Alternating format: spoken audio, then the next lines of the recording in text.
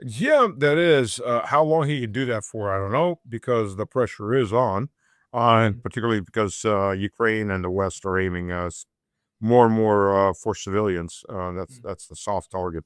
And sooner or later, Russia has to respond to it a lot more. Well, we've seen Russia do this, by the way, in by closing the Black Sea. The Black Sea is effectively closed, and it's hit non-Ukrainian tankers. It's hit Turkish tankers, hit NATO tankers going in there, NATO-owned countries. They close it down. You're going to come in there. We're going to hit you. That's it. And we haven't seen NATO trying to rush their navy to become reefs.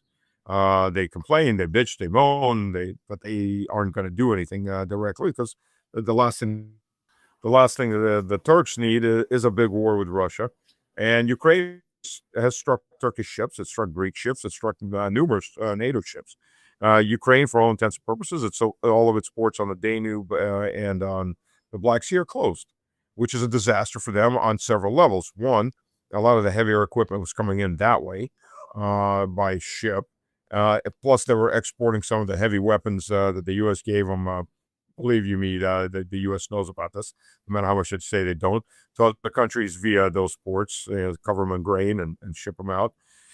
Plus, they have their own grain exports, which would be very difficult to export by rail, especially considering the limited assets they have now, or by truck, which I'm sure makes Poland and Romania and everybody else very happy. They don't want Ukrainian grain. Well, the government may. The people, the farming industry sure as hell doesn't. Which, by the way, a lot of it was actually heading into France and heading into Germany. So it will drive up the cost of food somewhat up in those areas. But for Ukraine, that's also a big loss of a profit set. Sunflower seeds, sunflower oil, grain, and so on going out. They've lost those ports. That's it. Ports are destroyed. Shipping is being hit on a constant basis. The Grand 4 drones are out, which, by the way, the Grand 4 drones, I think we've mentioned this before, they carry anti-aircraft missiles. The Ukrainians tried to shoot them down with helicopters, and they got shot down by a Grand 4 drone that then continued flying to its target. Yeah, we've got to that level of sophistication. So, this all came from the Ukrainian, Ukraine, the NATO campaign in the eastern Black Sea and the Azov Sea. Which was countered by a Russian campaign to close down the western Black Sea. Yeah. So yes, there is escalation. It's not maybe a direct hit on European countries on non-Russian European countries at this point, but it could easily escalate to that. Yeah. The danger of escalation is definitely not gone. But what do you think Russia is now doing about these drone strikes? Because even now that the old Fyodorov, the old Minister of Defense in Ukraine, has been replaced, apparently his whole drone strategy is still being implemented. There's still almost nightly attacks with hundreds of drones. How is that one impacting Russia at the moment? Well, the anti-aircraft systems are being upgraded constantly and expanded. Russia has gone after the logistics side of these drones, which forced them to be launched further out because they've taken out the fueling stations, any of the storage facilities for these light trucks, civilian trucks that are used. But mainly it's the fueling facilities. They've destroyed, quite literally destroyed every petrol station in several of the bordering provinces, and now they're working their way deeper in. So it makes the logistics sides much harder. So the drones have to be launched from further in, which gives you a lot more notice on the radar signatures to pick them up and prepare and take them out and attrit that number as they're flying in. However, there are continued hits on civilians, and that's on a constant basis. I'm not going to say where I'm at, obviously, for obvious reasons, but I'll say that the sirens come on a lot of times per day from drones flying over in different directions in these areas. And, most Russians are like, okay, sirens are going again. There's not much of a reaction from the people. It's hard to phase Russians. But they are striking, and what they're striking, if you look at it, is almost predominantly civilian housing, single-family residencies, multi-story buildings. That's what they're going after. The refineries are being brought back online. The ones that have been damaged. There's refineries now have their own gun trucks defending them. So that is expanding, but you can't put a gun truck in every 10-story or 20-story apartment building. So that's a big problem. And the Ukrainians are aiming primarily, well, Ukrainians, NATO, U.S., NATO is aiming primarily at civilians. This is a terrorist war. The U.S. has always gone to murdering civilians when it cannot hit the military. It's done that since, if you go deep enough U.S. history, the U.S. has basically always done that. But if we're just going to go into a more modern history, 5 million dead Germans from firebombing all of Germany. What does the world remember? It remembers Dresden. Dresden was just the last city. Every German city was firebombed. 70,000 killed in France for firebombing northern French villages and towns, a lot of which didn't even have German soldiers in there. Nobody even understood why they were being wiped out, quite literally, apocalyptically wiped out. And then, what happened in Japan to begin with, the fire bombings of Japanese cities. 500,000 killed in Tokyo in one attack, much more than Nagasaki or Hiroshima. And then we had the same thing in North Korea. We had the same thing in Vietnam, northern Vietnam, and so on and so on. I mean, we can jump forward to Mosul, where the U.S. just wiped the city out to, quote, liberate it. And this is the common tactic. The U.S. did it in Yugoslavia. They can't find the military. They'd start murdering civilians. That is America's policy, like it or not, but that's the reality. That's the history of it, no matter how much you want to candy coat it. Yeah, the only Swiss city in which civilians died, a couple of dozen civilians died during the Second World War was Schaffhausen, which got bombed by the Americans, not the Germans. It was the Americans. They apologized. They thought it was a German city, and it's close enough to the border, so who knows? But yeah, targeting civilian infrastructure is it's just a standard practice. So and this is apparently what the U.S. has worked itself forward into, right? Salami slicing itself into the ability to strike civilian targets at will within Russia, without Russia being willing to do something similar on the other side. So this is this asymmetry, something that Brian Berletic and others point out, that actually now has made this, these direct attacks on Russia very possible. Again, the red lines have been pushed back and back and back and back. And this is where people like him then say, like, this is unsustainable, and Russia, something needs to happen. Otherwise, they're going to push further and they're going to escalate even more in the hope that Russia will keep to maximum restraint. What about that maximum restraint? Because it seems to me that the strategy is to keep to it. It is. It's obvious enough from the West. How long Russia will keep on that restraint? Well, first of all, Russia is not fully restrained. We've seen that.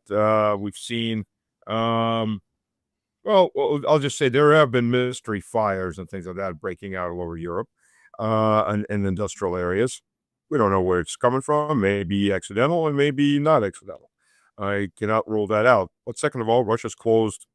Like I said, Russia's closed the Western Black Sea, and it's hit European and other tankers coming in, ships coming in to Odessa and to other ports. So it's not fully keeping to restraint. How long it'll keep to the restraints it's keeping on, that's a good question. But the pressure is growing. Every dead civilian, the pressure grows on Vladimir Vladimirovich, on the government. So that's something sooner or later that's going to crack. And the counter strikes will come. I mean, there's only so long you can keep poking the bear before it takes a swipe back at you. Yeah. Again, I think that's the reality of politics. Yeah, I think on NATO side, that's actually one of the calculations, right, to make it to keep these provocations going. But that's all because the actual battlefield situation is deteriorating for them. And maybe, I mean, you've got a very detailed overview of like what's actually happening. And the last thing I know, also thanks to the good people from the Duran, is that the current battles is for the last fortifications in the Donbas, after which it will be open plains all the way to the Dnieper and maybe even beyond that. What is your assessment, like how the defenses of Ukraine are doing at the moment? Because like let's face it, for the last 4 years, they were able to keep these defenses, right, and to stand their ground. I mean, they retreated, but bit by bit. So where are we now? Well, yes, the Donbas in particular is this gigantic agglomeration of towns and villages, not only in length, north to south, but east to west. So they've had defense in depth. They've been preparing these positions for quite a long time, right, since 2012. Oh, sorry, 2014. Problem is, this is it. Before they were able to stand their ground till they couldn't stand their ground, or till the casualties on the Ukrainian side were so big they couldn't get anybody back in there, and they would retreat out or get pushed out eventually, and they did fall back 3, 4, 5 kilometers into the next town, and then the next town. Sometimes even less than that. It might be 2 kilometers from in depth from line to line to line to line, and then there's the end of the line. Quite literally, there's the end of the line. Behind the conglomeration of Druzhinka, Kramatorsk, and Slavinsk is open fields. Those open fields are already under fire by drones and artillery and by aviation. So bringing things in is hard enough, but you can do it across the fields. Come end of or second half of September, depends when the rains really kick in, all that turns to mud, and the only thing you have left is roads. Hard-packed roads, and that becomes much more difficult. So anybody that's sticking around, any Ukrainian soldiers, they're still there by the end of September, are going to die there. Or they may surrender, but they're not leaving. There's no place for them to leave. There's small villages after that. They're unprepared. There's no particular line. There's some field fortifications that they've dug, trenches, but they're not a continuous line. They don't have the manpower to man them, and they're in open fields. They don't have the advantages of being anchored to anything seriously built up. So you've got a huge issue right there. There's the forward front is about 5.5 kilometers from Kramatorsk and Druzhovka and Slavinsk at this point. And it's only stopped moving forward because Russia's consolidating, because it had different spear points going in. Now they're consolidating the territory in between those pockets of Ukrainian resistance, and they're starting to itch their way forward. Then in the last town south of Druzhinka, there's already combat going on. That almost bleeds into that town. That's the southern wing going up the road that goes all the way through all these towns, the main highway. And Krasny Liman is a cleanup operation at this point. And that's about 10 kilometers north of Slavinsk. And it's on the high ground, so you just look straight down on the Slavinsk for artillery, for drones, and so on. So that's going to be, that front is going to start moving before the end of summer into Slavinsk. And then Dobropolye DNR, the Donetsk province, Donetsk People's Republic. That is, Russian forces came up on the Dobropolye, got to the edge of it, locked in the Ukrainian soldiers there, and have now started going in several different directions around it. There's a big breakthrough in the south that's been gaining ground, but in the direction of Dnipropetrovsk. But the biggest threat of all is what's going on in the north of Dobropolye. So instead of investing the assets to try to take it down, they fixed the Ukrainians in there so they can't leave. Otherwise, the town will fall. But there's a big push that's coming up directly north, which will bring it up behind Druzhinka Kramatorsk. So it's an envelopment in depth on top of that. So you've got a pincher movement, you've got a frontal assault, and now you've got an envelopment in depth that's happening in that area. So, even if you're getting pushed out of town, you may not have any place to run because you're going to have Russian forces already behind you. Now what do you do?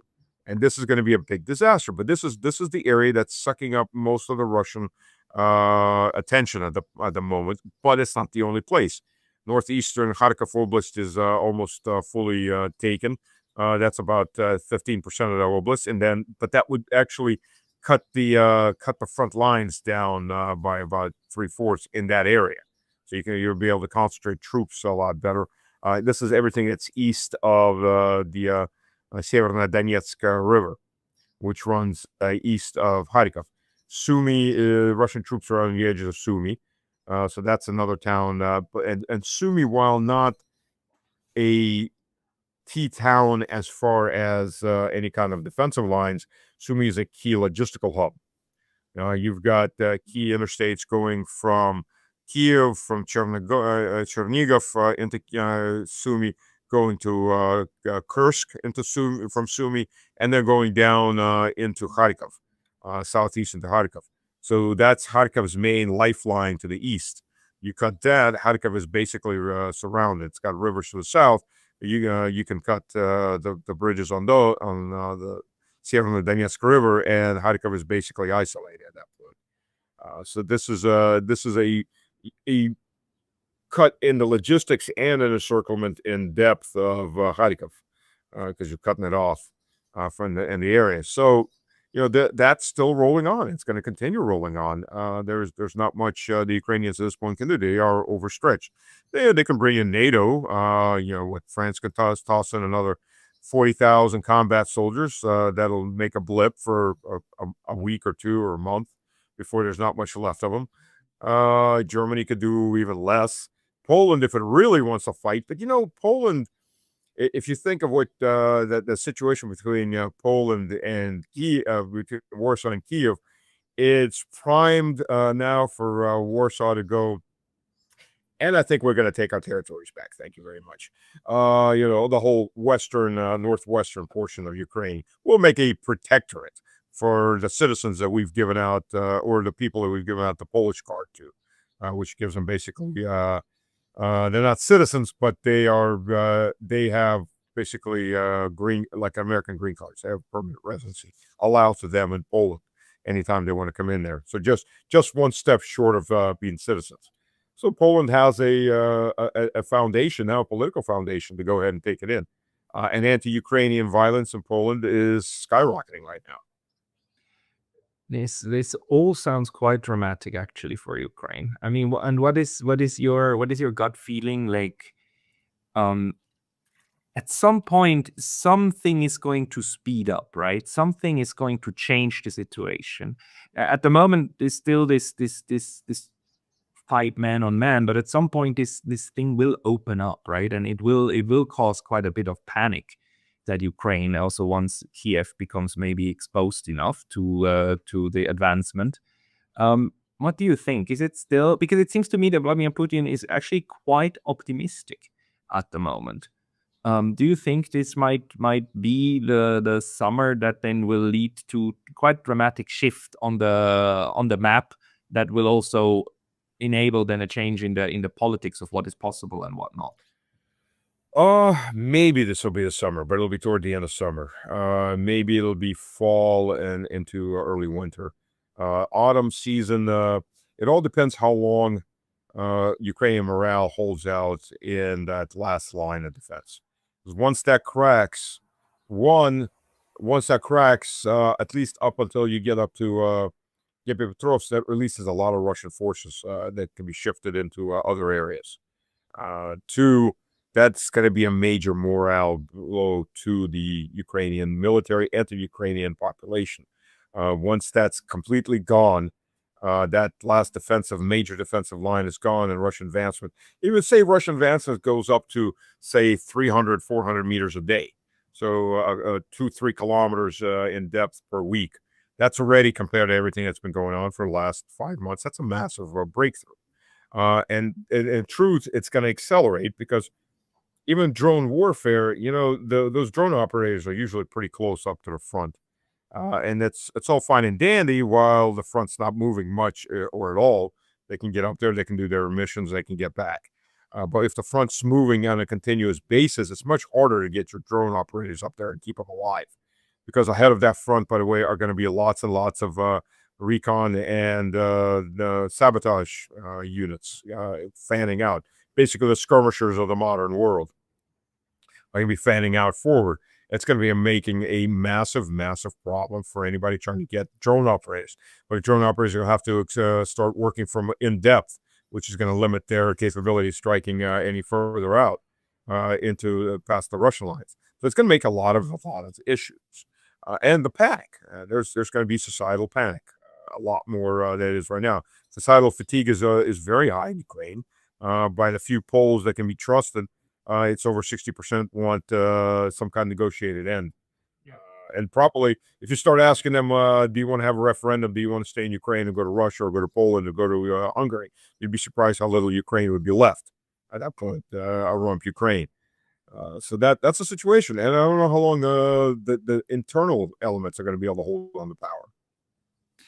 Last point, what do you think will Russia's political strategy be from here on forward to kind of envision a post-war or situation? Because I mean, if they manage to do that, if they manage to win the war and wind it down, and then the Europeans and the NATO is going to lose their little toy, right, with which to strike at Russia. So how is Russia, do you think, is gonna try to approach this what it wanted for 4.5 years, a security situation, a security zone? It's very hard to answer because there's a lot of what ifs. There's a what if NATO, if Russia's into this war, makes a stupid mistake, and well, you think it'd be a mistake, but maybe pre-planned by Ursula. But doesn't mind if she doesn't mind if the Spanish are burning, right. French are burning. She probably doesn't mind if whole cities are burning, as long as it's not her and her family. So there's that element. How much are they going to enter the war on a full basis? That could change the arithmetic to some degree. Whether Kiev is taken, whether Kiev is annexed, whether Kiev is if Kiev is not annexed, what's left of the Ukrainian state, if anything. If Russian forces are looking across the border from Polish forces that are somewhere in the middle of Western Ukraine, that would probably actually be a peaceful issue, because I doubt the Poles would want a big war with Russia at that point. They want to absorb what they taken back. That may actually be a very stable border at this point, considering the last polls, 73% of Poles show that they couldn't stand the Ukrainians. That whole we need to help them has gone away, has evaporated away, totally. So there's a lot of what ifs. It's very, very hard to say how it's going to end, and it depends on what the Americans and the British do. The biggest warmongers on this earth at the moment. I've got another appointment I've got to run to. I had a minute to get on. Yeah, and I just want to wind it down right here. Thank you very much, Stas, for the overview. It is too complicated, but we will talk to you again, and a wonderful finish of your vacation. Thank you very much. Thank you, everybody. Thank you. Bye. There's always something to talk about with world affairs these days.